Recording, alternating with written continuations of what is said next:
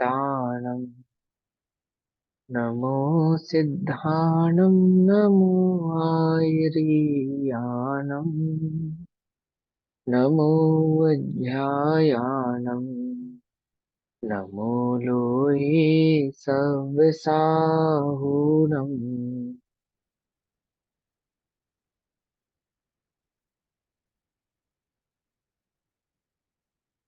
ओंकारं बिन्दुसंयुक्तं नित्यं ध्यायन्ति योगिनः कामदं मोक्षदं चैव ओंकाराय नमो नमः। मङ्गलं भगवान् वीरो मङ्गलं गौतमो गणी मङ्गलं कुन्दकुन्दार्द्यो जैनधर्मोऽस्तु मङ्गलम्। सर्वमङ्गलमाङ्गल्यं सर्वकल्याणकारकं प्रधानां सर्वधर्माणां जैनं जयतु शासनम्। नमः समय साराय स्वानुभूत्या चकासते चित्स्वभावाय भावाय सर्वभावान्तरच्छिदे।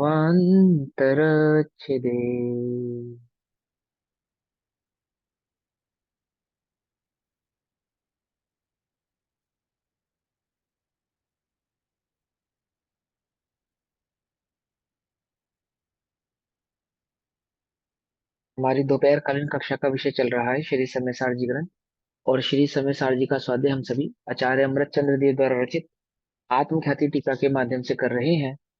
आत्मख्याति टीका में संवर अधिकार पेज नंबर 296 और 297 और श्लोक नंबर 128 हमारा चल रहा है। संवर अधिकार में अभी तक हमने क्या समझा कि स्वरूप में लीन होने वाले भेद विज्ञान के माध्यम से जो दो द्रव्यों के बीच के भेद को जानते हैं और स्वभाव में स्वरूप में अपने उपयोग को स्थिर करते हैं, एकाग्र करते हैं, ऐसे जीव कर्मों से रहित हो जाते हैं, मोक्ष आदि पद को प्राप्त करते हैं। शुभ अशुभ से जो रोक कर निज आत्म को आत्मा ही से दर्शन अविरु ज्ञान ही ठहर पर द्रव्य इच्छा परिहरे, पर द्रव्य की इच्छा को छोड़ते हुए आदि आदि भाव से करते हैं। अब उसी भाव को समझाने का कलश नंबर 128 उसी भाव को समझाते हैं। किसकी महिमा है? इसमें भेद विज्ञान की महिमा है। भेद विज्ञान की महिमा कि भेद विज्ञान के द्वारा ही आत्मा की उपलब्धि अर्थात प्राप्ति की जा सकती है, अन्य कोई उसका तरीका नहीं है। उसी भाव को समझाते हैं कलश नंबर 128 में। कलश पढ़ता हूँ। भावार्थ तक हमारा हो गया था ना? भावार्थ तक हमारा हो गया था, है ना? हाँ, कलश पढ़ते हैं। निज महिमरतानम भेद विज्ञान शक्त्या। बहुत बढ़िया, बहुत सुंदर कलश है, ध्यान से सुनना, सुनो। निज महिमरतानम भेद विज्ञान शक्त्या भवति नियतमेषां शुद्ध तत्वोपलब्धः अचलितमखिलान्य द्रव्य दूरे स्थितानां भवति सति च तस्मिन्नक्षहे कर्म मोक्षः। कर्म मोक्ष, कर्म मोक्ष कहा। कर्म मोक्ष मतलब कर्मों से मोक्ष, अर्थात कर्मों से मुक्ति। मोक्ष माने मुक्त होना। मोह क्षय से बनता है मोक्ष। मोह के क्षय यानी कि मोह से मुक्ति को मोक्ष कहते हैं। कर्म मोक्ष यानी कि कर्म से मुक्त होना, कर्मों से मोक्ष हो जाना। निज महिमर, निज महिमर तानाम आहा, अपने स्वभाव की महिमा ना, स्वरूप की महिमा वो, ये भेद विज्ञान का कलश है। क्या कहते हैं? भेद विज्ञान शक्त्या निज महिमरतानाम एशाम, अर्थात जो भेद विज्ञान की शक्ति के द्वारा, भेद विज्ञान शक्त्या, भेद विज्ञान की शक्ति के द्वारा निज स्वरूप की महिमा में लीन रहते हैं। महिमा में लीन रहते, अपने स्वभाव में लीन रहते, अपने स्वभाव की महिमा में लीन रहते। महिमा में लीन रहते दैट मीन्स कि अन्य किसी की इच्छा नहीं है, अन्य किसी परद्रव्य की ओर कोई भाव ही नहीं है। एक की महिमा, जिसकी महिमा होती है दृष्टि उसी की तरफ होती है ना। महिमा माने जो ऊर्ध्व है, जो मुख्य है। महिमा माने, समझे ना? एक यही इंपॉर्टेंट है, बाकी सब कुछ भी जरूरी नहीं है। समझे नहीं समझे? जिसकी महिमा होती है यानी जो हमारे लिए मुख्य होता है। तो किसकी महिमा है? स्वरूप की महिमा है। अर्थात स्वरूप के सिवा अन्य कुछ भी जिसको भाया नहीं है, स्वभाव के सिवा अन्य कुछ भी जिसको भाया नहीं है। है ना। आपको पता है समूह शरण में भी कई जीवों को केवल ज्ञान प्रकट हो जाता है। भगवान का समूह शरण होता है, और समूह शरण में कई सारे गणधर आचार्य देव होते हैं, कई जीव है ना, मुनिराज होते हैं, उनको केवल ज्ञान प्रकट हो जाता है। क्या होता है पता है?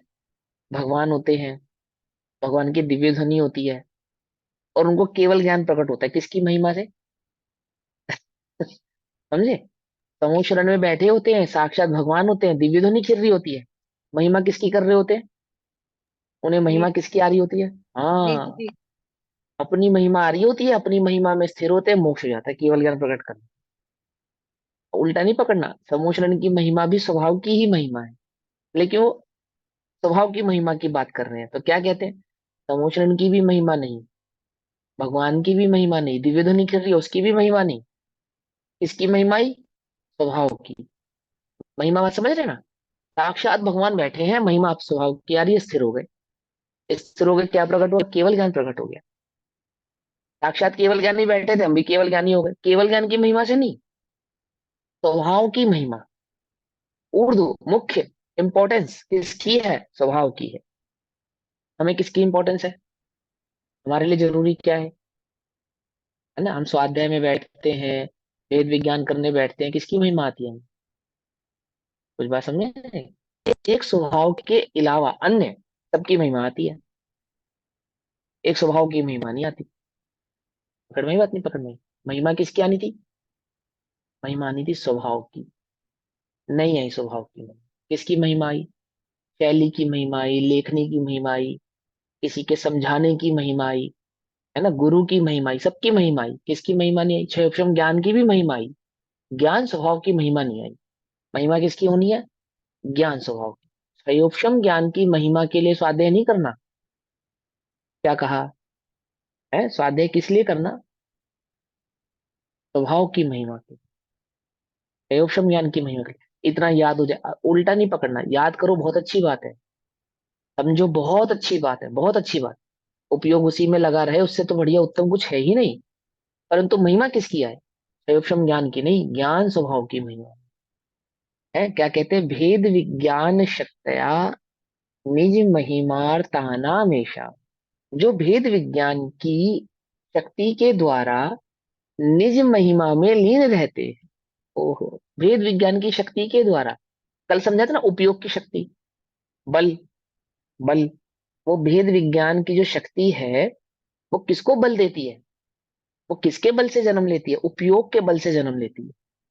उपयोग की स्थिरता से उसमें वह बल आता है। कैसा बल आता है? भेद करे, भेद को भेद जाने, भेद को भेद जाने। और ऐसा नहीं कि ये भेद विज्ञान तुम्हारे पास है नहीं, अथवा तुम्हारा उपयोग भेद विज्ञान को पहचानता नहीं, जानता नहीं। संसार में जहां भेद विज्ञान की आवश्यकता है, वहां पूर्ण रूप से भेद विज्ञान को जागृत रखते हो। इतना सा भी नहीं चूकते, इतना सा भी। समझे नहीं? किसी को ये कहने में कि आपका घर है, हम बिल्कुल भी नहीं चूकते इस भेद विज्ञान के साथ कि उसका नहीं है। कुछ बात समझ में या नहीं समझ में? है ना? किसी को अच्छा कहना, किसी को अन्य कोई बात कहना, संसार में किसी भी भाव को प्रकट करते हुए हम क्या नहीं चूकते? भेद विज्ञान नहीं चूकते। एक स्वभाव की महिमा में ही क्या चूक जाते हैं? भेद विज्ञान चूक जाते। क्यों चूक जाते हैं? न स्वरूप जानते हैं, न स्वरूप की रुचि है, न स्वरूप की खबर है। क्या कहते हैं? भेद विज्ञान शक्तया, भेद विज्ञान की शक्ति से, भेद विज्ञान की शक्ति के द्वारा।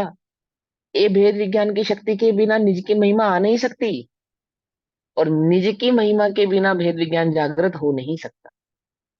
क्या कहा? समझे? भेद विज्ञान की शक्ति के बिना क्या नहीं हो सकता? निज महिमा नहीं आ सकती, और निज की महिमा आए बिना भेद विज्ञान नहीं हो सकता। दोनों अलग नहीं है, एक ही है, कहने में दो है।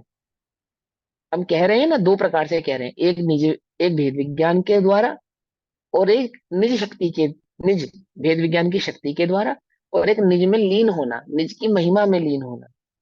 लेकिन वास्तव में दोनों कैसे हैं? एक ही है। निज की महिमा आए तो भेद विज्ञान के बिना नहीं आ सकती, और भेद विज्ञान उत्पन्न हुए तो निज की महिमा आए बिना रहती नहीं है।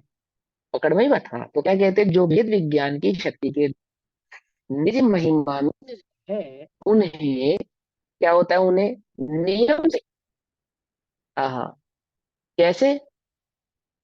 कैसे? बोलो भैया।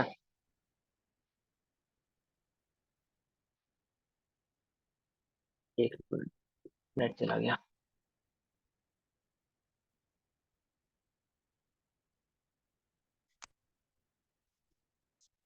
देखो मैं, ये आवाज आ रही है, नेट गया था। आ रही है, हाँ ठीक हाँ। है भाई। कैसे? नियम, नियम से, नियम से समझते हो? नियम से, कंपलसरी है ये बात, नियम है ये बात, शाश्वत है ये बात। जिन्हें भेद विज्ञान उत्पन्न होता है, जिन्हें भेद विज्ञान के द्वारा निज की महिमा आती है, क्या होता है उनके साथ? नियम से। ये श्लोक क्या समझा रहा है आपको? नियम, नियम समझा रहा है। क्या समझा रहा है? एक बात समझा रहा है कि इसके द्वारा आपको केवल ज्ञान प्रकट होगा ही होगा, संसार से मोक्ष आपका होगा ही होगा। नियम है ये, नियम है। दूध को मीठा करने का क्या नियम है? क्या नियम है? शक्कर। हाँ, उल्टा नहीं पकड़ना, हाँ। उदाहरण को उदाहरण की तरफ से ही समझना। दूध को मीठा करने का क्या नियम है? एक काला धागा बांध दे, नहीं ना, 1008 बार नमोकार मंत्र पढ़े, जब दूध की बहुत तारीफ करें, या बस मीठा है ऐसा ही मान ले। एक ही नियम है, एक ही क्या, वो शक्कर ही कहो, गुड़ कहो, खांड कहो, जो मर्जी कहो, वो एक मिश्री कहो, एक शक्कर ही एकमात्र नियम है। किसका? दूध की मिठास। ऐसे ही केवल ज्ञान प्रकट करने का अथवा मोक्ष प्राप्त करने का, कर्म क्षय करने का क्या नियम है? एक ही नियम है, एक ही नियम है। पंडित डोडामल जी ने क्या कहा है कि तेरा पुरुषार्थ तो एकमात्र तत्व निर्णय करना है ना? क्या है? 100 पर 7 तत्वों का निर्णय, सम्यक, सम्यक दर्शन ज्ञान चरित्राणी मोक्ष मार्ग। क्या है मोक्ष मार्ग? रत्नत्र है ना, दर्शन ज्ञान चारित्र, सम्यक दर्शन ज्ञान चारित्र ही मोक्ष मार्ग है। और सम्यक दर्शन क्या है? क्या है? तत्वार्थ श्रद्धानम। अब तत्वार्थ श्रद्धानम कहो, भेद विज्ञान कहो, निज की महिमा कहो, एक ही बात है, अलग अलग नहीं है। हम तत्व श्रद्धान कहें, निज की महिमा कहें, भेद विज्ञान कहें, ये एक ही बात है। तत्व श्रद्धान क्या है? भेद विज्ञानी तो तत्व श्रद्धान है। तत्वों में क्या जानोगे? स्वपर, स्वपर का भेद विज्ञानी तो जानोगे ना, मैं कौन सा तत्व हूँ, पर कौन सा तत्व है, किस तत्व को निज कहना, किस तत्व को पर कहना। स्वभाव की खबर तत्व में जानोगे ना। तो तत्व श्रद्धान कहो, यानी तत्वों की श्रद्धा करना कहो। क्या श्रद्धा करना? क्या श्रद्धा करना? क्या मैं हूं, क्या मैं नहीं हूं, यही तो श्रद्धा करनी है ना, तत्व श्रद्धानम। तत्व श्रद्धा कहो, भेद विज्ञान कहो, और निज की महिमा कहो, ये तीनों अलग अलग बात है क्या? अलग अलग नहीं है, अलग अलग प्रकार से कहते हुए एक ही बात, एक ही बात। जैसे कोई, कोई प्रेमी अपनी प्रेयसी की महिमा करता है, महिमा करता है, तो आंख की अलग कहता है, होठ की अलग कहता है, कान की अलग कहता है, तो वास्तव में मूलतः तो वो यही कहता है ना कि तुम खूबसूरत हो, यही कहता है ना। तो ऐसे ही हम भेद विज्ञान कहते हैं, निज की महिमा कहते हैं, तत्व श्रद्धान कहते हैं, तो वास्तव में क्या कहते हैं? वास्तव में तो बात एक ही कहते हैं। क्या कहते हैं? कि मैं पर से भिन्न हूं, एक अकेला गया एक चैतन्य तत्व हूं। यही कहते हैं। तो जिसको भेद विज्ञान उत्पन्न होता है, भेद विज्ञान के द्वारा क्या उत्पन्न होता है? निज महिमा आती है। ये दोनों अलग अलग बातें नहीं, एक ही बात है। भेद विज्ञान उत्पन्न होवे तो निज की महिमा के बिना उत्पन्न होता नहीं, और निज की महिमा आए तो भेद विज्ञान के बिना आती नहीं। ऐसा होने पर नियम से, क्या कहते हैं? नियतम। नियम से क्या होता है? शुद्ध तत्वोपलब्धा, शुद्ध तत्व की उपलब्धि भवती, होती है। शुद्ध चैतन्य तत्व की उपलब्धि, सम्यक दर्शन प्रकट करने का क्या नियम? यही एक नियम है, नियम, नियम है ये। क्या नियम है? निज स्वरूप की महिमा और भेद विज्ञान की शक्ति। वेद विज्ञान की शक्ति से निज स्वरूप की महिमा द्वारा क्या प्रकट होता है? सम्यक दर्शन प्रकट होता है, केवल ज्ञान प्रकट होता है ना? गुरु जी का वो भजन याद है ना, कोई तुमको मुक्ति दे तो लोगे या ना लोगे, आपके उदय में बोलो क्या करोगे। उसमें ये लाइन है, भेद विज्ञान की शक्ति और निज की महिमा। क्या है वो भेद विज्ञान की शक्ति? कोई हमको मुक्ति दे तो हम तो नहीं लेंगे, है। कि कोई हमें, हम तुम्हें मुक्त कर देंगे, कि कोई हमको मुक्ति दे तो हम तो नहीं लेंगे, और पाप के उदय में ज्ञाता ही रहेंगे। अब निज की महिमा क्या है? तो आश्रय से ही मुक्ति होती जिनवर ने कहा है ना। तो आश्रय से ही मुक्ति होती जिनवर ने कहा है, हमने मुक्ति को वश में किया है। आहा, किया या नहीं किया? कहाँ से आया ये बल? भेद विज्ञान की शक्ति के द्वारा और निज महिमा से, नियम से क्या होता है? शुद्ध तत्व की उपलब्धि होती है। सम्यक दर्शन प्रकट होता है, केवल ज्ञान प्रकट होती है। तस्मिन सति च, शुद्ध तत्व की उपलब्धि होने पर, शुद्ध तत्व की उपलब्धि होने पर, सम्यक दर्शन होने पर, स्वरूपाभान होने पर, आत्म उपलब्धि होने पर क्या होता है? अचिलम, अचलतम, अखिल, अन्य द्रव्य दूरे स्थिताना। हाँ, समस्त अन्य द्रव्य क्या होते हैं? दूर, दूर हो जाते हैं। समझे? और स्वभाव में क्या होता है? अचिलतम, अखिल। हाँ, अचिल रूप से, अर्थात बिना चलायमान, समस्त अन्य द्रव्यों से दूर प्रवर्तते हुए, दूर प्रवर्तते हुए मतलब कोई अन्य द्रव्य दूर हो जाते हैं, मैं दूर हो जाता हूँ, क्षेत्रों में भेद हो जाता है, ऐसा नहीं। दूर हो जाते हैं अर्थात अन्य द्रव्यों की दृष्टि छूट जाती है, अन्य द्रव्यों के प्रति जो हमारा उपयोगिता है वह छूट जाता है। समझे नहीं समझे? भगवान है ना समूह शरण में, समूह शरण, समूह शरण में भगवान विराजमान है, सदेह विराजमान है, सदेह, है ना। एक क्षेत्र अवगाह है ना, देह और आत्मा का वहां पे संबंध। परंतु देह कैसी है? सदूर। समूह शरण कैसा है? दूर, दूर, दूर है मतलब हम यहाँ, तुम वहां, ऐसा वाला दूर नहीं। समझे नहीं? शरीर यहाँ रह गया, अत्यंत आत्मा भाव वहां चला वो। गया। हाँ, दृष्टि में नहीं है। मैं हूं ये भाव नहीं है, ये देह मेरा है, मेरे सुख का कारण है, ऐसा भाव नहीं है, ऐसा परिणाम नहीं है। और दृष्टि में, उपयोग में परद्रव्य नहीं, परद्रव्य से सुख दुख का भाव नहीं है, उसको कहते हैं दूर। समझे क्या कहते हैं? शुद्ध तत्व की उपलब्धि होने पर अचलित रूप से, अचलित रूप से अर्थात बस एक बार शुद्ध तत्व की उपलब्धि हो गई तो बस हो गई, अब नहीं छूटेगी। अब ये उपशम क्षोभम छाई के चक्कर में ही पड़ना अभी तुम जो भेद विज्ञान में स्थित है, जिन्हें भेद विज्ञान की शक्ति है, जिनके पास भेद विज्ञान का बल है। बल, कौन सा बल चाहिए तुम्हें बोलो भैया? धन बल चाहिए, धन, धर्म करने के लिए धन बल। तन बल चाहिए, तन। कौन सा बल चाहिए बोलो? कौन से बल की शर्त है यहाँ पे? नियम कौन से बल का है? भेद नचने की, विज्ञान का प्रयोग बल। की। हाँ, भेद विज्ञान की शक्ति, शक्ति माने बल, है ना। हम कौन सा बल ढूंढते हैं जगत में? है उपशम ज्ञान का तो बल चाहिए ही है भैया, उसके बिना तो बात बनेगी नहीं। चाहिए या नहीं चाहिए? है?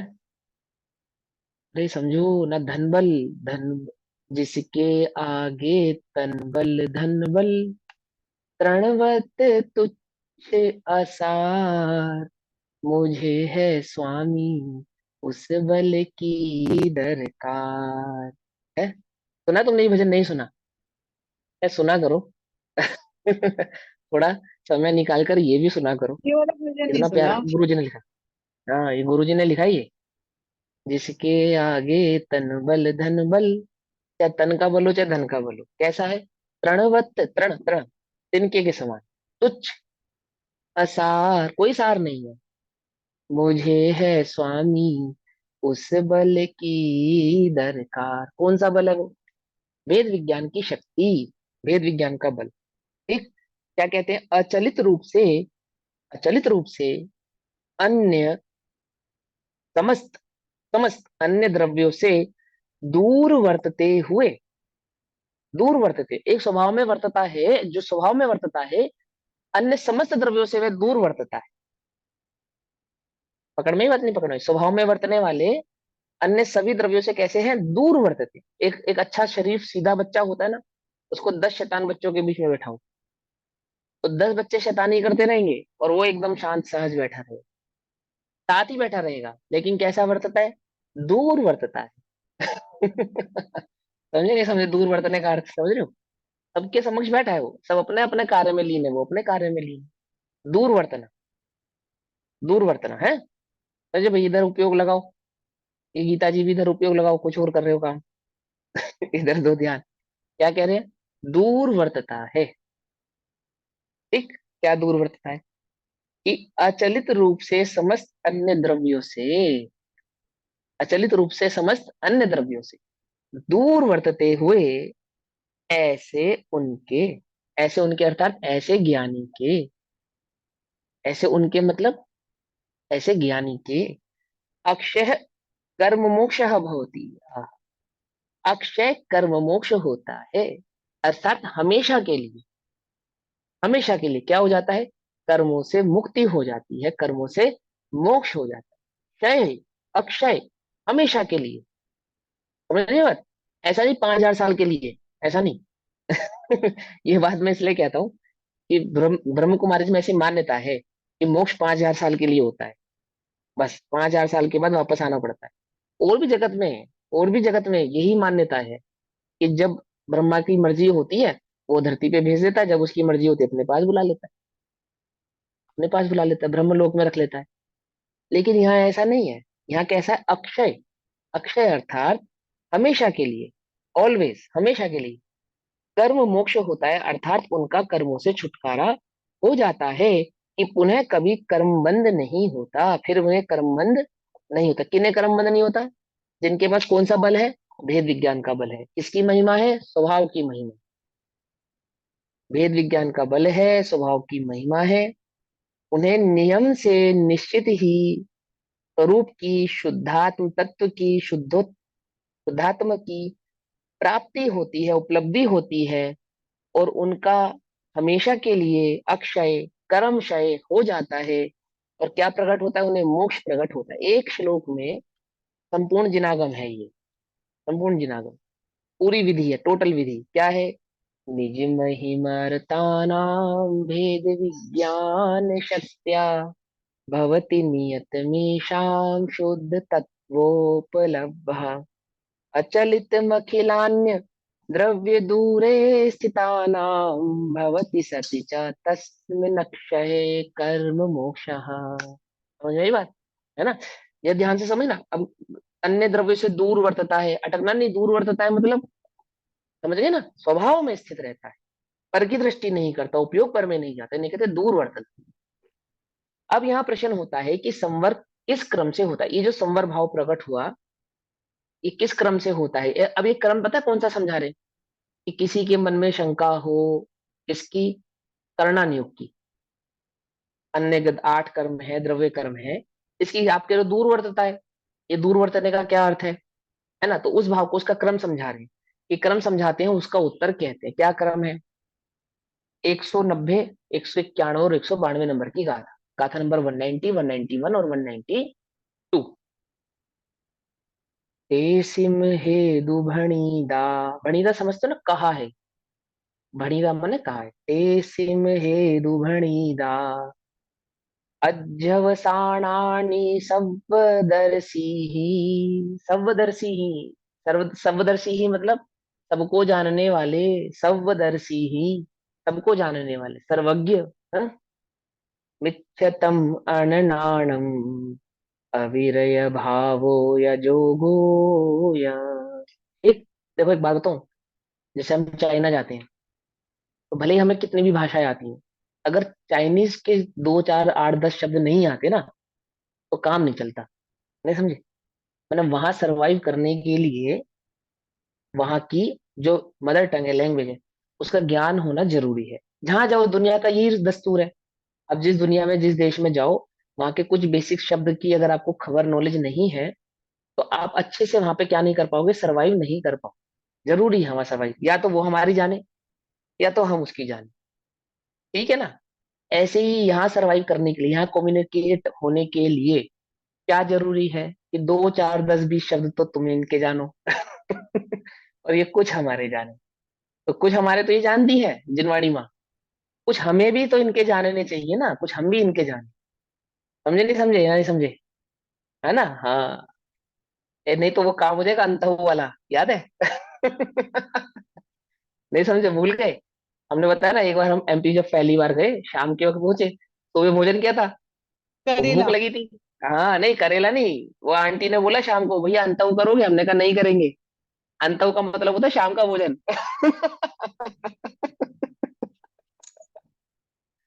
महेंद्र भैया हमसे बोले, तुझे पता है वो अंतव किसे कहते हैं? मैंने कहा पता नहीं किसे कहते हैं, क्या है अंतव, किसका अंत करने वाले हैं ये? बोले शाम के भोजन को कहते हैं। मैंने कहा मुझे तो करना है भैया, उन्हें रोको। समझे नहीं समझे? ऐसे भूखा मर जाएगा आदमी, ऐसे ही यहाँ प्यासा रह जाएगा। समझे नहीं समझे?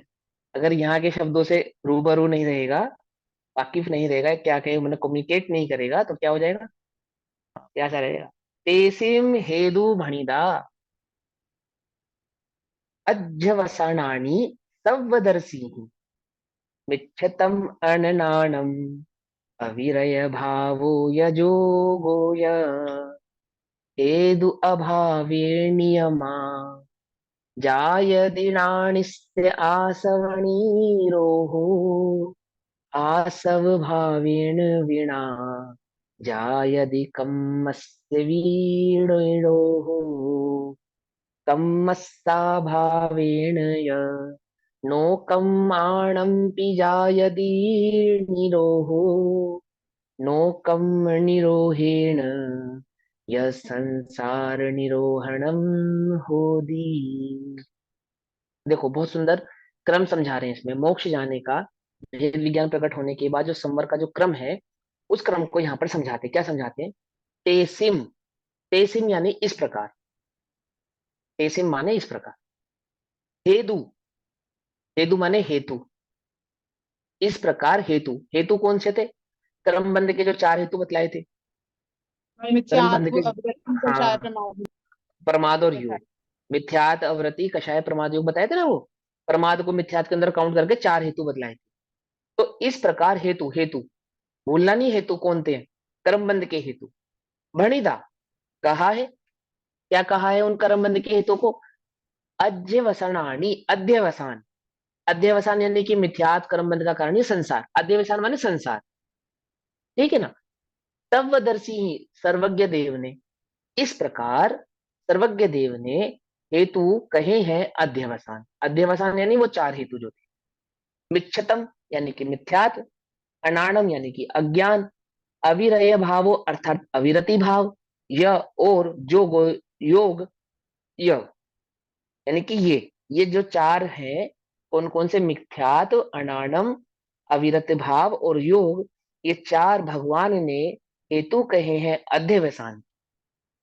सर्वज्ञ भगवान ने कहे हैं, हमने अपने घर से कह दिया ऐसा नहीं, हमने अपने मन से कह दिया ऐसा नहीं, हमें ऐसा लगता है ऐसा भी नहीं। किसने कहा है? सर्वज्ञ भगवान ने कहा है। प्रमाणिक बात है, दैट मीन्स ये बात प्रमाणिक है, प्रमाण से हम ये बात कह रहे हैं। अपने मन से नहीं कह रहे हैं, किसी से सुन के नहीं कह रहे हैं, हमें लगता है इसलिए नहीं कह रहे हैं। भगवान ने कहा है, प्रमाणिक बात है, सर्वज्ञ देव ने कहा है कि अध्यवसान ये चार भाव है। आगे, हेदु अभावे नियमा, हेदु, हेदु माने ये हेतु, अभावे इनका अभाव होने पर, इन हेतुओं के अभाव से, नियमा नियम से, जायदी अर्थात होता है, जायदी अर्थात होता है। समझे ना? और एक शब्द है ना लोक में जया, जाया, ये किसका जाया हुआ है, यानी किसका किया हुआ है। जन्म देने को जाया कहते हैं ना, जाया हुआ है ना। तो नियमा जायदी, ये नियम से होता है। क्या नियम से होता है? नानी से ज्ञानी के, क्या? आसव निरोहो, आश्रव का निरोध, ज्ञानी के नियम से, इन हेतुओं का अभाव होने पर, इन हेतुओं का अभाव होने पर ज्ञानी के नियम से क्या होता है? आश्रव का निरोहो, निरोहो माने निरोध हो जाता है। ठीक, आगे, आसव भावेन, आश्रव भावों का या आश्रव भाव के बिना, बिना माने बिना, बिना आश्रव भाव के बिना ज्ञानी के क्या हो गया? आश्रव भाव का निरोध हो गया। अब उस आश्रव भाव के बिना होता है, जायदी होता है, कम्मस्य विनिरोहो, अर्थात कर्म का भी निरोध हो जाता है। जब आश्रव भाव का, भाव आश्रव का, आश्रव भाव यानी कि भाव आश्रव, अज्ञान का निरोध हो गया, तो किसका निरोध हो जाएगा? द्रव्य कर्मों का भी निरोध हो जाएगा।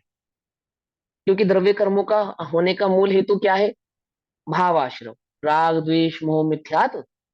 कंफ्यूजन तो नहीं हो रही किसी को? समझ में आ रही है बात, नहीं समझ में आ रही है? सिंपल सी बात है, बहुत सिंपल सी बात। एक सिंपल बात समझा रहे हैं कि भगवान ने चार बात कही। क्या चार बात कही? मिथ्यात्व, अज्ञान, अवृत्ति और योग। ये चारों को क्या कहा? अध्यवसान भगवान ने कहा। ये अध्यवसान का अभाव होने पर क्या होता है कि ज्ञानी के भाव आश्रव का निरोध होता है। भाव आश्रव का निरोध होने पर क्या होता है कि द्रव्य आश्रव का भी निरोध हो जाता है। जो कर्म बंधते हैं आठ कर्म से, उनका भी निरोध हो जाता है। और फिर क्या होता है कि कम्मस्सा भावेण, कर्म भाव के अभाव से, कम्मस्सा भावेण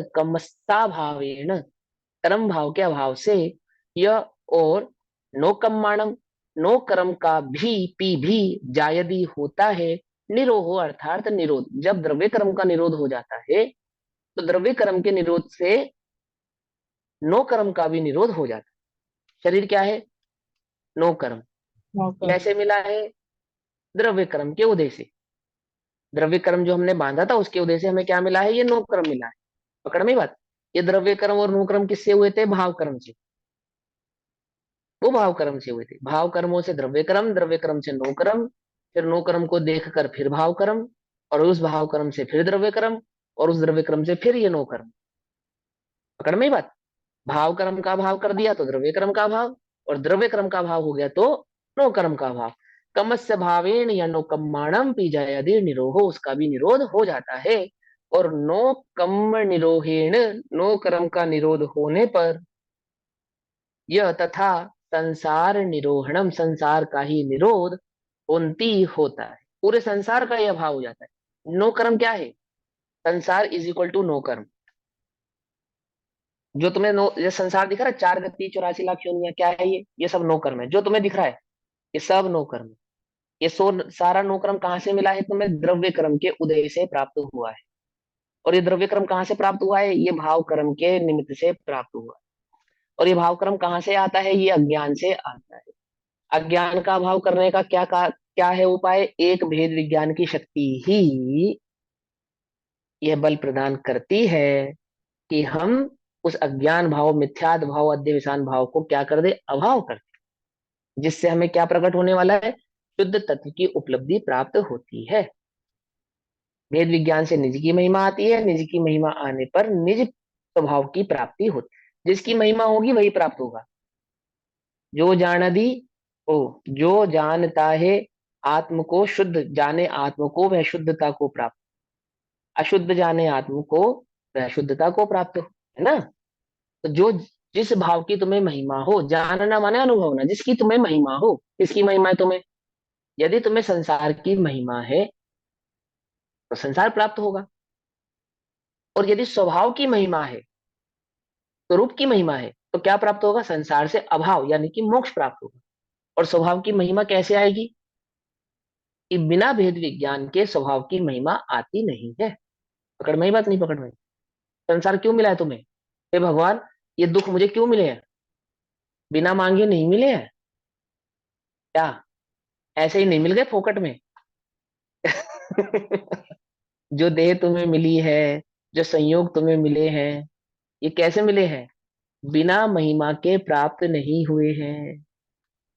क्या कहा? समझ नहीं, बात नहीं समझे? आज हमारे एक फ्रेंड का फोन आया सुबह, यूएस में रहता है, कनाडा। तो वो बता रहा था कि वहाँ के हालात कितने खराब हैं। वहाँ के हालात इस हद तक खराब हैं, कह रहा था कि बिल्कुल सेफ नहीं है यहाँ रहना। 1% भी सेफ नहीं है। अच्छा खासा बिजनेसमैन है वो, उसका बच्चा स्कूल में पढ़ता है। 4 7, 4.5 साढ़े 5 साल का बच्चा उसका स्कूल में पढ़ता है जो, टोरंटो में। तो क्या कह रहा था वो कि वहाँ स्कूल में उसको ये सिखाया जाता है कि बेटा, बच्चों से सिखाते हैं कि आपको जो करना है आप उसको करने के लिए आजाद है। और आपके माता पिता अगर आपको कुछ भी करने से रोकते हैं तो आप उनकी प्लीज कंप्लेंट कर सकते हैं, और अपने मम्मी पापा को जेल करा सकते हैं। ये किसको सिखा रहे? 5.5 साल के बच्चों को स्कूल में सिखाया जाता है ये बात। ये सिखाया जाता है, उनको सिखाया जाता है ये कल्चर कि एक लड़के की एक लड़की से शादी नहीं होती, ये जरूरी नहीं है, ये नियम नहीं है। ये सिखाते हैं वहां किसको? 5.5 साल के बच्चों को। मैंने, आप समझ रहे हो ये कहाँ सिखाया जा रहा है? ये जब तक वो कनाडा नहीं गया था ना, तो उसको उसकी वहां की महिमा आती थी। क्या कहा? महिमा आती थी, और उसकी महिमा में उसको वो प्राप्त हुआ, क्या प्राप्त हुआ, कनाडा, कैनेडियन सिटीजनशिप प्राप्त हो गई। इंडियन सिटीजनशिप उसने ड्रॉप कर दी। अब उसका बच्चा कहाँ पढ़ता है, कनाडा में पढ़ता है। क्या कहता है वो, यहाँ मैं सुखी नहीं हूँ। क्यों नहीं है भाई सुखी, ये तुझे कहाँ से मिली, कहाँ से प्राप्त हुआ, ये बिना महिमा के प्राप्त नहीं हुआ है। ये समझो बात को ध्यान से। हो सकता है किसी को इसी भाव में महिमा और इसी भाव में प्राप्त हो जाए, किसी को आगामी भाव में प्राप्त हो, लेकिन जो भी तुम्हें प्राप्त हुआ है वो बिना महिमा के प्राप्त नहीं हुआ। तुम्हें मिथ्या दर्शन है, सम्यक दर्शन नहीं हो रहा, बिना महिमा के मिथ्या दर्शन तुम्हें प्राप्त नहीं हुआ है, नहीं हुआ है। तुम बहुत दुखी हो, ये दुख तुम्हें बिना महिमा के प्राप्त नहीं हुआ है, ये समझो। इसे तुम्हें समझनी पड़ेगी बात। तुमको लगता है कि हम, कोई दुख नहीं चाहता, जे त्रिभुवन में जीव अनंत, दुख चाहे दुखते भयवंत, सारे जीव तो दुख से भयवंत हैं, डरे हुए हैं, दुख तो कोई नहीं चाहता। परंतु जितने भी जीवों को दुख प्राप्त हुआ है, गजब की बात यह है कि बिना महिमा के प्राप्त हुआ नहीं है, उस दुख की उसने महिमा की है, तो ही उसे वह दुख प्राप्त हुआ है। बिना महिमा के कोई बात वस्तु प्राप्त होती नहीं है। आत्मा प्राप्त करनी है, रूप प्राप्त करना है, सुख प्राप्त करना है कि हाँ, बिना महिमा के प्राप्त नहीं हो। कैसे आएगी उसकी महिमा, कि बिना भेद विज्ञान के आ नहीं सकती। कुछ बात समझ में आई या नहीं समझ में आई। ऐसे नहीं आ जाएगी तुम्हें, हाँ हम तो भैया दिन रात पढ़ते हैं, इतना सोचते हैं, इतना करते हैं, अरे महिमा बिना भेद विज्ञान के जन्म नहीं लेती। भेद विज्ञान कहाँ करते हो बताओ, कितनी देर करते हो, कितनी देर महिमा रहती है। जब पढ़ता था ना वो, तब से उसे कनाडा जाना था। उसने अपने जीवन में हर काम कब क्या किस लिए किया, क्योंकि मुझे कनाडा जाना है। खाना पीना सोना जागना उठना बैठना पढ़ना रोना धोना किसके लिए, कनाडा जाने के लिए। ऐसे ही स्वभाव की महिमा किसे कहते, भेद विज्ञान किसे कहते। निरंतर भेद विज्ञान करता था वो, किससे, इंडिया से। समझे नहीं समझे, ऐसे निरंतर भेद विज्ञान करना पड़ेगा तुम्हें, किससे, द्रव्य कर्म और नो कर्मों से, भाव कर्मों से। क्या प्रकट करना है, सम्यक दर्शन प्रकट करना है। किसकी महिमा आएगी, आत्मा की महिमा की बिना, स्वभाव की महिमा के बिना नहीं होगा। क्या नहीं होगा, प्राप्त नहीं होगा, जो उपलब्धि नहीं होगी, शुद्ध तत्व की उपलब्धि नहीं होगी, ठीक। अच्छा, उसका क्या हेतु समझाया उन्होंने, क्या विधि है, कि जब अध्यवसायों से छूटता है, ठीक है ना, उन हेतुओं को नियम से अभाव करता है, तो द्रव्य क्रम का अभाव होता है। भाव क्रम के अभाव में द्रव्य क्रम का अभाव होता है, और द्रव्य क्रम के अभाव से नो कर्मों का अभाव होता है, और नो कर्मों का अभाव ही संसार का अभाव है ना। गुरु जी कहते हैं ना, अगर हमें इंद्रियां नहीं मिलती तो हम क्या करते, कि नहीं मिलती तो मोक्ष में होते, है ना। अगर हमें शरीर नहीं मिला होता तो कहाँ होते, मोक्ष में होते। द्रव्य कर्म नो कर्मों का अभाव होगा तो कहाँ होंगे, मोक्ष में होंगे। ये लिखा, नो कर्मणे रोहेण यह संसार निरोहणम होती, उसके संसार का ही निरोध हो जाता है। जिसके नो कर्म का निरोध होता है, उसके संसार का भी निरोध हो जाता है। आगे, रागादि के हेतु कहे, रागादि के मतलब अज्ञान के, रागादि के मतलब मिथ्यात्व के, ठीक है ना। मिथ्यात्व कहना, अज्ञान कहना, राग द्वेष मोह कहना एक ही बात। रागादि के हेतु कहे, सर्वज्ञ अध्यवसान को, मिथ्यात्व अरु अज्ञान अविरत, भाव त्यों ही योग को, कारण अभाव जरूर आश्रव, क्रोध ज्ञानी को बने, आश्रव अभाव अभाव में, नहीं कर्म का आना बने, है कर्म के जो अभाव से, नो कर्म कारो धन बने, नो कर्म का रोधन हुए, संसार रोधन बने। हाँ, संसार का निरोध करना है। क्या करें भैया, क्या करें? भाव आश्रव का अभाव हुए बिना संसार का निरोध नहीं होता। समझे? द्रव्य कर्म, भाव कर्म और नो कर्म। नो कर्मों में बदलाव चाहते हैं, सुख चाहते हैं, दुख चाहते हैं, ऐसा चाहते हैं, अनुकूल चाहते हैं, तब दुख है। नो कर्मों की अनुकूलता भी दुख है। क्या कहा? नो कर्मों की अनुकूलता भी क्या है? दुख है, सुख नहीं है। हाँ, वह सुख सदा ही त्याज्य है पश्चात जिसके दुख भरा। वह सुख सदा ही त्याज्य, क्या कहा आचार्य ने? जैसे खुजाते हैं, खुजाने में जो सुख है, पश्चात इसके दुख भरा। इस बात समझे?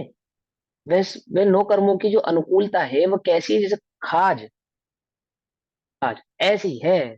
तो नो कर्मों की अनुकूलता सुख नहीं है, वास्तव में क्या है? दुख है। दुख क्या है? संसार का निरोध का कारण क्या है? उसकी विधि, अज्ञान के अभाव के बिना, अज्ञान भाव आश्रव के अभाव के बिना क्या नहीं होता? द्रव्य आश्रव का निरोध नहीं होता। और द्रव्य आश्रव के निरोध के बिना नो कर्मों का निरोध नहीं होता। और नो कर्म के निरोध के बिना संसार का निरोध नहीं होता। संसार का निरोध करने के लिए क्या करे? संसार छोड़े कि भैया नो कर्म छोड़े। उल्टा नहीं पकड़ना। कोई कहेगा देखो ये तो सोनगढ़िया है, ये तो है ही ऐसे ही पक्के, घर छोड़ना ही नहीं चाहते। है, ये सोनगढ़िया कैसे है? ये घर में ही मोक्ष चाहते हैं, कहते हैं अपने आप को दिगंबर है, सुविधा चाहते हैं श्वेतांबर जैसी, है ना? ऐसे ही फेमस है लोक में, इसमें क्या बात है? मोक्ष कहाँ चाहते हैं? घर में ही चाहते, छोड़ना नहीं चाहते नो कर्मों। नो कर्मों को छोड़ने से क्या नहीं होती? मुक्ति नहीं होती। उल्टा नहीं पकड़ना भैया, विधि है। विधि क्या है? विधि कि भैया भाव आश्रव का अभाव हुए बिना नो द्रव्य कर्म का अभाव नहीं होता। द्रव्य कर्म के अभाव के बिना नो कर्म का अभाव नहीं होता। और नो कर्म के अभाव के बिना मुक्ति यानी मोक्ष का अभाव नहीं होता। तुम नो कर्म के अभाव को तो करना चाहते हो, भाव आश्रम नहीं छोड़ना चाहते। भाव आश्रम नहीं छोड़ना चाहते। भाव आश्रम तो छूटे बिना छूटेगा ही नहीं कुछ। यही विधि है। क्या कहा? यहाँ प्रश्न होता है कि संवर्त किस क्रम से होता है? क्या क्रम है उसका? क्रम, क्रम पंडित टोडरमल जी ने कहा नियम लेने का क्रम, विधि। समझाई ना उन्होंने? सम्यक दर्शन प्रकट करने का क्रम, प्रतिज्ञा। क्रम। हाँ, प्रतिज्ञा का क्रम है ना, क्रम। क्रम समझते हो, है ना? इसके बाद क्या होगा? इसके बाद क्या होगा? क्रम। तेषाम, उनके, पूर्व कथित राग द्वेष मोह रूप आश्रवों के, तेषाम है ना, ये तेंसी, तेषाम उनके, जो पहले कहे जा चुके हैं ऐसे राग द्वेष मोह आदि भाव, उनके हेता, हेतु, हेतु सर्वदर्शी भी, सर्वदर्शियों ने, वो जो अज्ञान, ये जो भाव आश्रम है ना, भाव आश्रम, तेषाम, वो भाव आश्रम, उनका जो हेतु है वो भगवान ने क्या कहा है? मिथ्यात्व, अज्ञान, अविरत भाव तथा योग, यह चार अध्यवसान कहे हैं भणति, भगवान ने कहे। ठीक। ज्ञानी ना, ज्ञानी के हेतु भावे, हेतुओं के अभाव में, वो जो हेतु है कौन से? वो जो चार हेतु हमने गिने, या यूं कहें अज्ञान के अभाव में, राग द्वेष मोह अज्ञान के अभाव में, ज्ञानी के इनके अभाव में नियतम नियम से आश्रव निरोध, आश्रव का निरोध जायती होता है। द्रव्य आश्रव का निरोध हो जाता है। भाव आश्रव का जिसको सद्भाव नहीं होता उसको द्रव्य आश्रव भी नहीं होते। ठीक। आश्रव भावेन बिना, आश्रव भाव के बिना कर्मणि अपनी, कर्म का भी निरोध जायती होता है। और कर्म के अभाव से नो कर्म का भी निरोध जायती होता है। और नो कर्म के निरोध से संसार का निरोध भवती होता है। ठीक, ये क्रम है। ठीक है। पहले तो जीव के आत्मा और कर्म के एकत्व का अध्यास, अध्यास अनादि का अभ्यास कहो, अभिप्राय करो, या मिथ्या भाव कहो, या अज्ञान भाव कहो। पहले तो, सबसे पहले क्या होगा? सबसे पहले क्या करेंगे? समझ में, ये बात नहीं समझ में? सबसे पहले जैसे पुत्र का अर्थी पुत्र प्राप्ति के हेतु पहले तो बुद्धि पूर्वक विवाह आदि करे। कहाँ है ये उदाहरण? मोक्ष और प्रकाशक जी में वो उदाहरण है। वहाँ पे हाँ। अब इससे पहले हमने वही पढ़ा था, इसलिए मैं उसके उदाहरण दे रहा हूँ। वो बात है, आपको रिकॉल करा रहा हूँ। ऐसे ही पहले क्या होगा, सबसे पहले क्या होगा, पहले तो जीव के कहो, आत्मा के कहो, चेतना के कहो, जीव के, आत्मा के, पुरुष के और कर्म के, भाव आश्रम। है ना, कर्म के जो एकत्व का अभ्यास है, यानी कि जो अज्ञान भाव है, इनको एक पने मानने का जो अज्ञान भाव अभिप्राय है, जिनका मूल है ऐसे मिथ्यात्व अज्ञान अविरति योग स्वरूप अध्यवसान विद्यमान है। माने वो बंदे के जो चार हेतु है, मिथ्यात्व, अवृत्ति, योग, ये विद्यमान है। वे राग द्वेष मोह स्वरूप आश्रव भाव के कारण है। वे आश्रव भाव के कारण है, यानी कि भाव आश्रव के कारण है।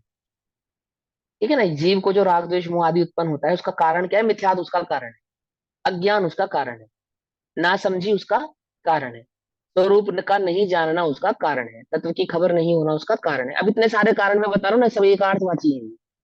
कहीं तत्व की अपेक्षा से कहेंगे, कहीं स्वरूप की अपेक्षा से कहेंगे, कहीं अज्ञान की अपेक्षा से कहेंगे, और तो कहीं ये चार हितों की अपेक्षा से कहेंगे, मिथ्यात, अवृत्ति, कषाय और योग की अपेक्षा से कहेंगे। वास्तव क्या है? मिथ्या दर्शन। मिथ्या दर्शन माने अज्ञान। ठीक। उन्हीं को एलोबरेट करते हैं ना, एलोबरेट करने पर ये चार भाव होंगे, कहीं आठ भाव होंगे, आदि आदि इस भाव से समझाते हैं।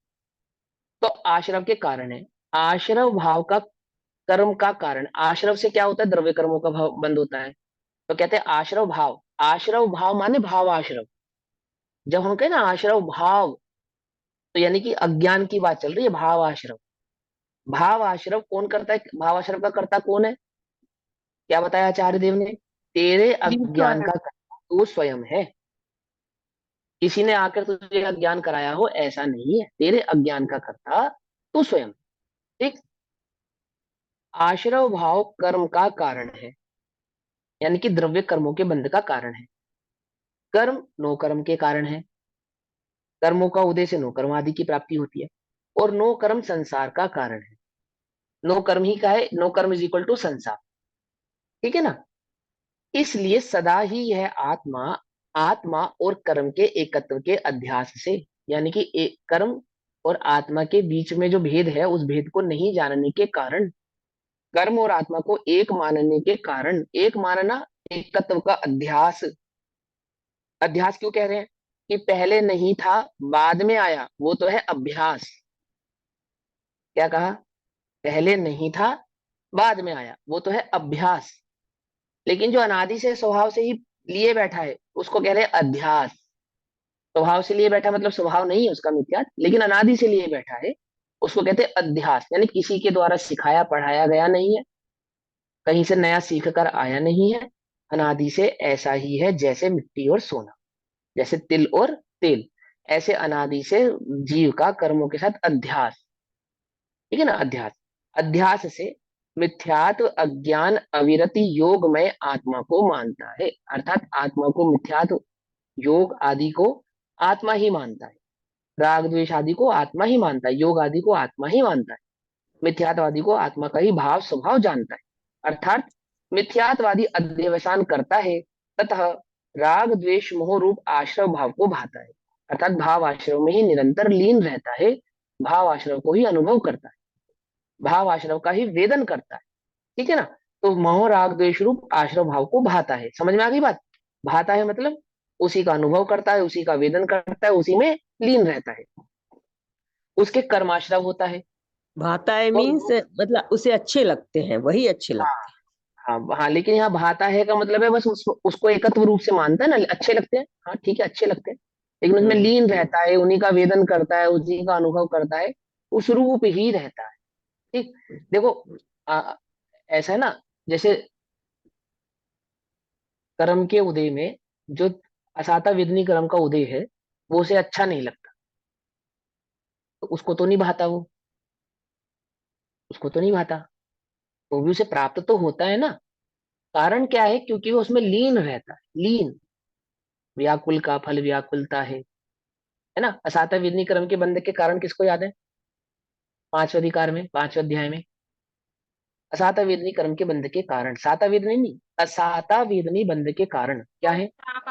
हाँ, दुख शोक ताप आक्रमण, निरंतर दुख का ही वेदन करना, अनुभव करना, निरंतर ताप का ही वेदन करना, अनुभव करना, तो आक्रंदन का वेदन करना, अनुभव करना, निरंतर उसमें लीन रहना, और उससे ही उसको असाता विरनी कर्म का बंध होता है, अनुभवता है, वेदन करता है, मैं हूं निज रूप से मानता है, नहीं चाहता हुआ भी मैं हूं ऐसा मानता है। देखो, नरक में नारकी होता है, नरक में रहना नहीं चाहता, नहीं चाहता ना, तो भी जब मृत्यु के कारण को नजदीक देखता है तो बचने का उपाय करता है। दुख की वेदना नहीं सही जाती, नरक की वेदना नहीं सही जाती, नरक में रहना नहीं चाहता, नरक के दुखों से छूटना चाहता है, परंतु वहां भी मरने के कारण प्राप्त होते हुए जानता है, तो उनसे बचने का उपाय करता है। कुछ बात समझ में ही नहीं आई क्या कहना चाहता हूँ? मरना तो चाहता ही नहीं, क्योंकि देह को ही जीवन मानता है, अनुभवता है, अनुभवता है, ठीक है ना। ऐसा भी कहेंगे कि नहीं रहना चाहता, मरने के उपाय करता है, लेकिन दोनों बातें, मरना नहीं चाहता जीवत स्वभाव होने के कारण मरना नहीं चाहता, आनंद स्वभाव होने के कारण दुखी नहीं होना चाहता, मरता भी इसी कीमत पे जब सुख प्रिय होता है ना, कि मर जाऊंगा तो सुखी हो जाऊंगा, इस कीमत पे तो मरने तैयार है। अगर उसको ये बात जचा दी जाए, मना दी जाए कि तू मर जाएगा तब भी तेरे दुखों का अंत नहीं होगा, नियम से लिख कर देता हूँ, मरने को तैयार नहीं होगा वो, मरने को तैयार नहीं होगा। उसे 1% भी अगर ये उम्मीद हो कि ये दुखों का अभाव यही हो सकता है, तो क्या कहता है डॉक्टर साहब, बचा लो मुझे बस। ये दौलत भी ले लो, ये शोहरत भी ले लो, परंतु मुझे बचा लो। समझे नहीं समझे? वो सुख चाहता ना, सुख होना, वो मृत्यु भी सुख की आशा में ही प्राप्त करता है, और जीवन को ही सुख मानता है, लेकिन वो सब अंदर में उलझे हुए भाव है। लेकिन इतना बात समझो कि राग द्वेष मोह रूप आश्रव भाव को भाता है, यानी इनको सुख रूप मानता है, उनमें लीन रहता है, निरंतर उन्हीं का वेदन करता है, उसी का अनुभव करता है, एकत्व का अध्यास एक पने से मानता है, मैं ही राग हूँ, राग मेरा है, मैं ही द्वेष हूँ, द्वेष मेरा है, आदि इसी भाव से प्रवृत्ति करता है। द्रव्यक्रम भावक्रम नौ कर्मों में होने वाले अध्यास के जो मूल कारण है, कौन कौन से? मिथ्यात, अवृत्ति, कषाय और योग, उनमें एकत्व भाव को धारण करता है, जिससे क्या होता है? राग द्वेष मोह के आश्रव को भाव को भाता है, उससे कर्माश्रव होता है, अर्थात द्रव्य कर्मों का बंध होता है, और उससे नो कर्म होता है, और उससे संसार उत्पन्न होता है। इस नो कर्मों से ही क्या उत्पन्न होता है? संसार उत्पन्न होता है, अर्थात 4 गति 84 लाख योनियों का परिभ्रमण हो, ठीक है। किंतु जब वह आत्मा आत्मा और कर्म के भेद विज्ञान के द्वारा है, कौन सी शक्ति? संसार के अभाव की शक्ति आ गई है उसके पास, समझे, बल आ गया उसके पास, किसका? अपने दुश्मन को हराने का बल, अपने दुख को जीतने का बल, क्या बल है उसके पास? परंतु जब क्या होता है? वह आत्मा आत्मा और कर्म के भेद विज्ञान के द्वारा, भेद विज्ञान की शक्ति के द्वारा शुद्ध चैतन्य चमत्कार मात्र आत्मा को उपलब्ध करता है, अनुभव करता है, जानता है, वेदता है, दोनों को भेद करके कर्म से भिन्न आत्मा का अनुभव करता है, उपलब्ध करता है अर्थात अनुभव करता है, तब मिथ्यात्व, अज्ञान, अवृत्ति और योग स्वरूप अध्यवसान, जो कि आश्रव भाव के कारण है, अर्थात जो भाव आश्रव के कारण है, उनका अभाव होता है, यानी कि भाव आश्रव का अभाव हो जाता है। चैतन्य तत्व की अनुभूति से भावाश्रव अज्ञान का अभाव हो जाता है। अध्यवसानों का अभाव होने पर राग द्वेष मोह रूप आश्रव भाव का अभाव होता है, और आश्रव भाव का अभाव होने पर कर्म अभाव होता है, और कर्म का अभाव होने पर नो कर्म का अभाव होता है, और नो कर्म का अभाव होने पर संसार अभाव होता है। इस प्रकार यह संवर का क्रम है। इस प्रकार ये संवर का कर्म है, नहीं क्रम है। कर्म और कर्म में अंतर समझते ना, क्रम है। किसका क्रम है? मुक्ति का कर्म है, मोक्ष प्रकट करने का क्रम है। क्या क्रम है? कि सबसे पहले क्या करे? मिथ्यात्व का अभाव करे। और मिथ्यात्व का यानी कि भावाश्रव कहो या आश्रव भाव कहो, का भाव का क्या कारण, क्या शक्ति है वो? भेद विज्ञान की शक्ति के द्वारा निज चैतन्य की महिमा आवे। तो निज चैतन्य की महिमा होने पर शुद्ध स्वरूप की उपलब्धि होती है, अर्थात अनुभव होता है। पकड़ में आई बात, नहीं पकड़ में आई? अरे समझ में आया? हाँ। ये संसार अभाव का इस प्रकार से क्रम जानना, अब इसका भावार्थ कहते हैं। जीव के जीव के, जीव की बात चल रही है यहाँ पे। हम सब कौन है? अजीव। हम सब अजीव नहीं है? नहीं, जीव है। हमारी बात चल रही है फिर यहाँ पे। तो अपनी बात है, ऐसा सुनो ऐसे पढ़ो।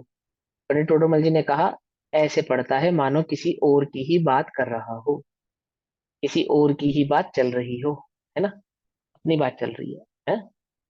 जीव के जब तक आत्मा और कर्म के एकत्व का आश्रय है, आशय है यानी कि जब तक वह कर्म और आत्मा को एक जानता है, उन दोनों को क्या नहीं जानता? भिन्न नहीं जानता। ठीक है ना? इसको, अपने को और कर्म को। कर्म माने, कर्म का अर्थ है तीन: द्रव्य कर्म, भाव कर्म, नो कर्म। तीनों कर्म है ये।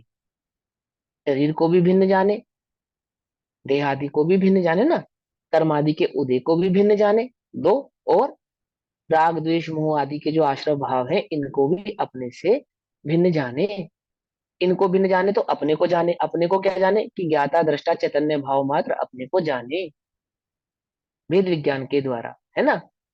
ऐसा जानने पर, स्वयं को कर्ता जानने पर क्या है? स्वयं की महिमा आवे, अपनी महिमा आवे, है। तो क्या कहते हैं? जीव के जब तक आत्मा और कर्म के एकत्व का आशय है, यानी एक रूप से जब तक उनका अनुभव करता है, भेद विज्ञान नहीं है, दोनों को भिन्न नहीं जानता, तब तक क्या होता है? मिथ्यात्व, अज्ञान, अविरति और योग स्वरूप अध्यवसान वर्तते हैं।